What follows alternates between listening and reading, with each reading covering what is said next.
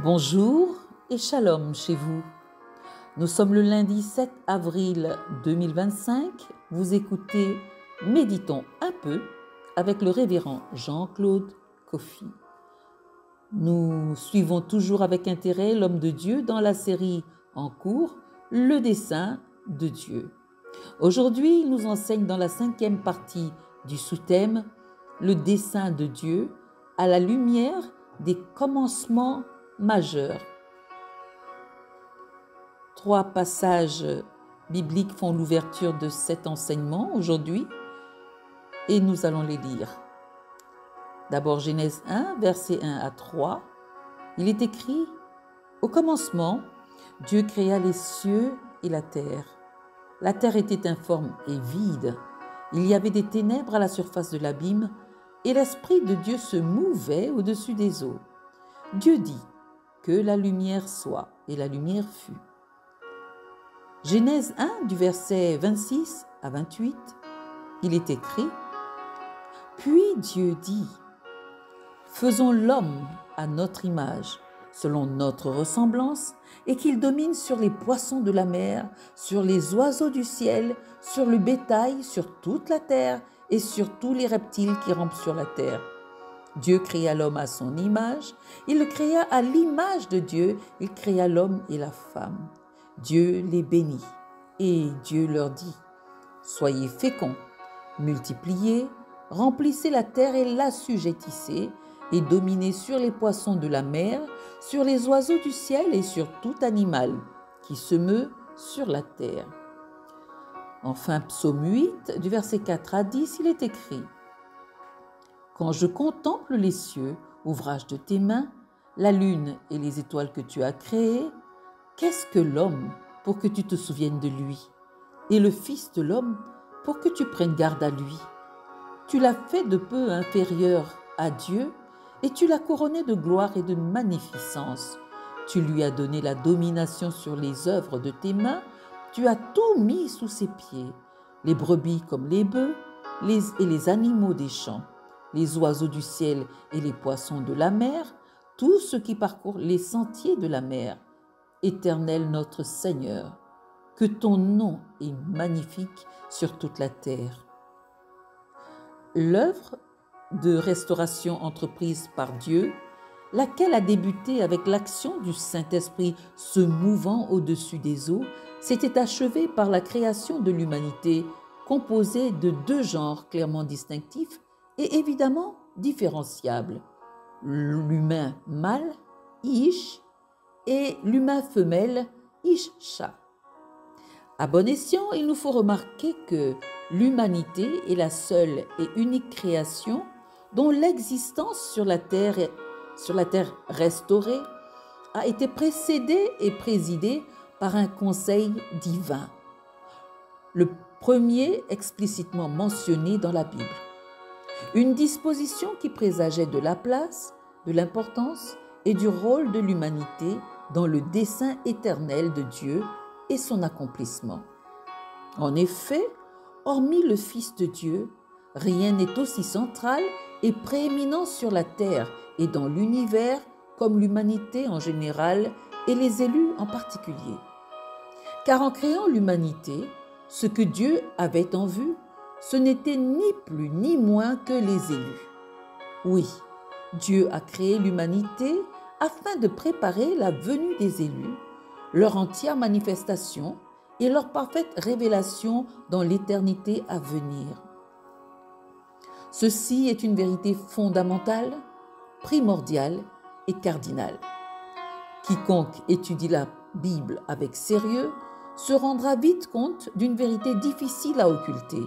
Cette vérité est que le ciel a été créé pour la terre, que la terre a été créée pour l'humanité et que l'humanité a été créée pour les élus. Si cette vérité nous échappe, notre compréhension de la parole de Dieu sera mise à mal et forcément biaisée. Allons à l'explication de cette assertion. Premièrement, la Bible enseigne que l'étendue du ciel et ce qui la meuble vise l'épanouissement de toutes les formes de vie sur la terre. Dans Genèse 1, 14 à 18, il est écrit Dieu dit qu'il y ait des luminaires dans l'étendue du ciel pour séparer le jour d'avec la nuit, que ce soit des signes pour marquer les époques, les jours et les années, et qu'ils servent de luminaires dans l'étendue du ciel pour éclairer la terre. Et cela fut ainsi. Dieu fit les deux grands luminaires, le plus grand luminaire pour présider au jour et le plus petit luminaire pour présider à la nuit. Il fit aussi des étoiles. Dieu les plaça dans l'étendue du ciel pour éclairer la terre, pour présider au jour et à la nuit, et pour séparer la lumière d'avec les ténèbres. Dieu vit que cela était bon. Genèse 1, 14 à 18. Le ciel existe pour le besoin de la vie sur la terre. Le ciel existe pour la terre. Le ciel sert la cause de la terre. Les luminaires dans l'étendue du ciel servent à séparer le jour d'avec la nuit, autant qu'ils servent de signes pour marquer les époques, les jours et les années sur la terre qu'ils sont destinés à éclairer. Deuxièmement, la Bible enseigne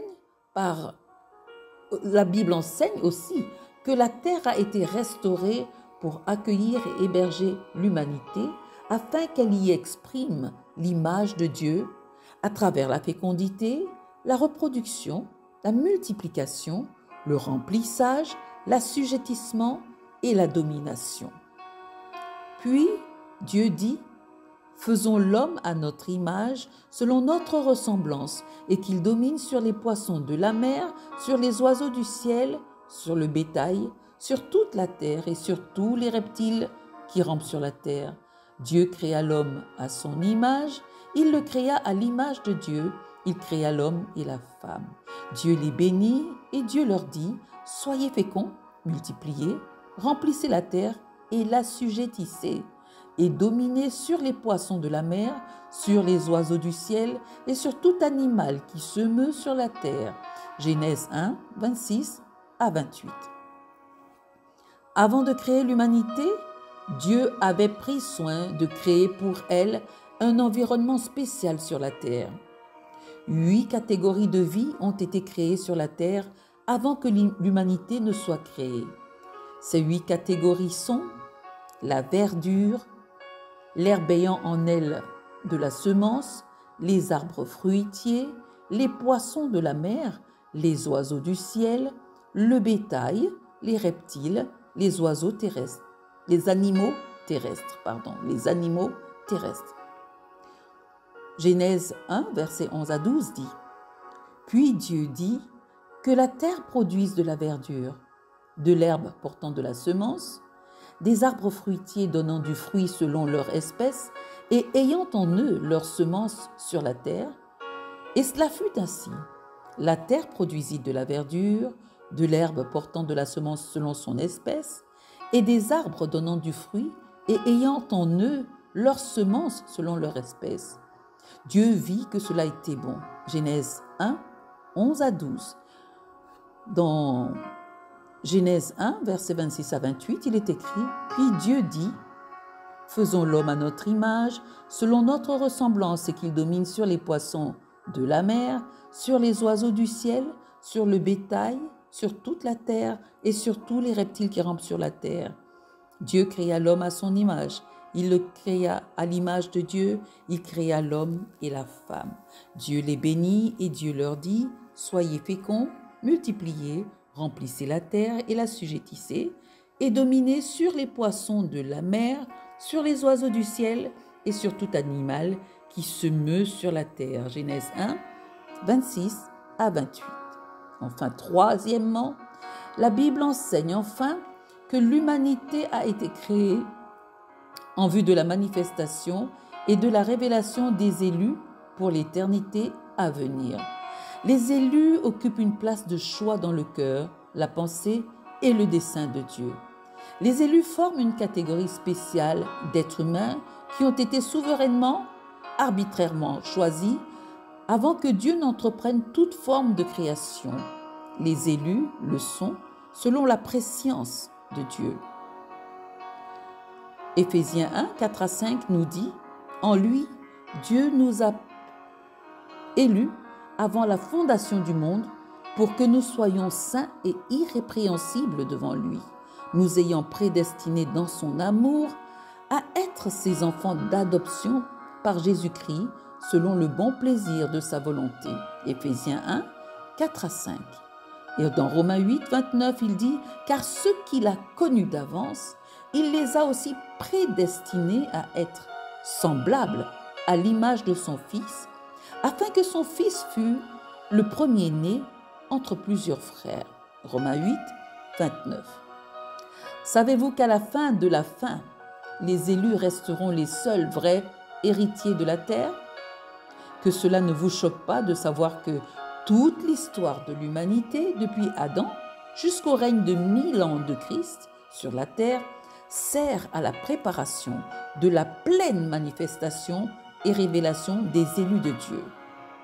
Dans Matthieu 24, au verset 22, il est dit « Et si ces jours n'étaient abrégés, personne ne serait sauvé, mais à cause des élus, ces jours seront abrégés. » Et dans Matthieu 24, 24, il est écrit « Car il s'élèvera de faux Christ et de faux prophètes. Ils feront de grands prodiges et des miracles, au point de séduire, s'il était possible, même les élus. » Dans Matthieu 24, 31, il est écrit « Il enverra ses anges avec la trompette retentissante, et ils rassembleront les élus des 4 vents, depuis une extrémité des cieux jusqu'à l'autre. » Matthieu 24, 31. Les élus cristallisent l'attention du ciel. Les élus sont la raison d'être de la terre. Les élus sont la justification de la création de l'humanité. Retenez ces mots sublimes. Mais à cause des élus. Matthieu 24, verset 22. Notre lecture de l'histoire de l'humanité, pour être correcte et conforme au point de vue de Dieu, doit se faire à travers le prisme du mystère de l'élection divine. Elle doit se faire en référence aux élus. C'est très important, car en réalité, tout est fait à cause des élus. Arrêtons-nous ici pour aujourd'hui. Cherchons à bien ruminer la vérité fondamentale qui nous est servie. Elle servira à préparer nos cœurs pour les développements qui suivront dans les jours à venir. En attendant, je vous invite à célébrer la louange de la gloire de la grâce en laquelle notre élection trouve son explication. Éphésiens 1, 4 à 6 nous dit « En lui, Dieu nous a élus avant la fondation du monde pour que nous soyons saints et irrépréhensibles devant lui, nous ayant prédestinés dans son amour à être ses enfants d'adoption par Jésus-Christ, selon le bon plaisir de sa volonté, à la louange de la gloire, de sa grâce qu'il nous a accordée en son bien-aimé. » Éphésiens 1, 4 à 6. À retenir, le ciel et tout son dispositif servent les intérêts de la terre et tout ce qu'elle renferme vise les intérêts et le bien-être de l'humanité. L'humanité, sa civilisation et son histoire préparent la manifestation des élus de Dieu. Les élus de Dieu constituent le point de mire du dessein de Dieu eu égard à ce qu'ils représentent pour Christ. Je souhaite un merveilleux et bénissant début de semaine à chacun et à chacune avec le Dieu qui surpasse nos attentes selon Éphésiens 3, 20. Signé votre serviteur Jean-Claude Coffy, ce lundi 7 avril 2025.